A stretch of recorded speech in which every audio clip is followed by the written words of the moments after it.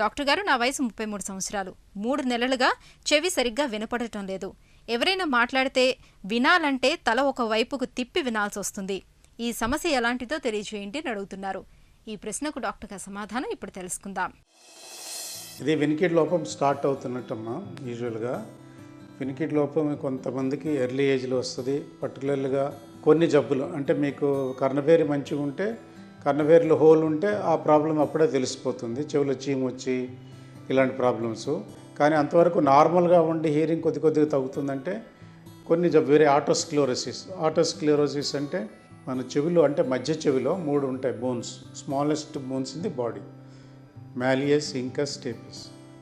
ఈ 3 బోన్స్ కరెక్ట్గా ఫంక్షన్ చేస్తుంటే అంటే ఈ సౌండ్ వైబ్రేషన్ వచ్చినప్పుడు ఈ బోన్స్ కదిలి మనకి వెనికిడి ట్రాన్స్మిట్ చేస్తాయి. ఏది కాక్లియా అన్న పార్ట్కి, అది లోపల చెవి భాగం. అక్కడి నుంచి నర్వ్ ద్వారా బ్రెయిన్కి వెళ్తాయి ఈ వైబ్రేషన్స్. కొంతమందికి ఆటోస్క్లెరోసిస్ అంటే ఈ స్టేపిస్ బోన్ పనిచేయదు. ఈ స్టేపిస్ బోన్ పనిచేయనప్పుడు ఈ కండక్టివ్ మెకానిజం దెబ్బతింటుంది. ఈ కండక్టివ్ మెకానిజం దెబ్బతిన్నప్పుడు మీకు వినికిడి లోపం స్టార్ట్ అవుతుంది. దగ్గరలో ఉన్న ఏంటి డాక్టర్ గారిని కానీ ఆడియాలిస్ట్ కానీ సంప్రదించి ఫస్ట్ హీరింగ్ టెస్ట్ చేసుకోండి.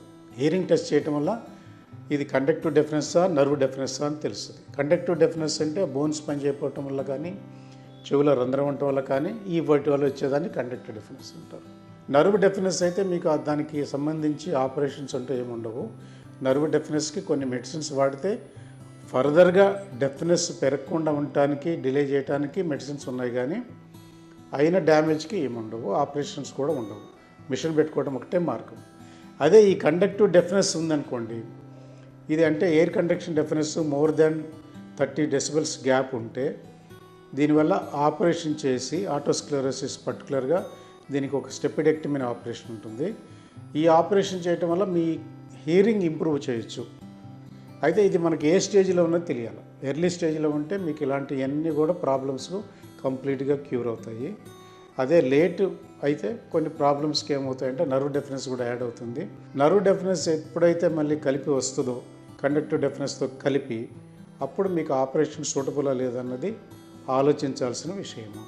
అందువల్ల దగ్గరున్న డాక్టర్ గారి దగ్గరికి వెళ్ళి ముందు ఈ hearing test, pure tone audiogram, impedance audiogram ఇవి చేయించుకోండి. చాలా చిన్న బేసిక్ టెస్టులు చేస్తే మనకి ఎలాంటి లోపం ఉన్నదని బయటపడుతుంది. దీనికి మెడికల్ ట్రీట్మెంట్ ఇవ్వాలా, సర్జరీ ఇవ్వాలా అన్నది అప్పుడు నిర్ణయిస్తారు.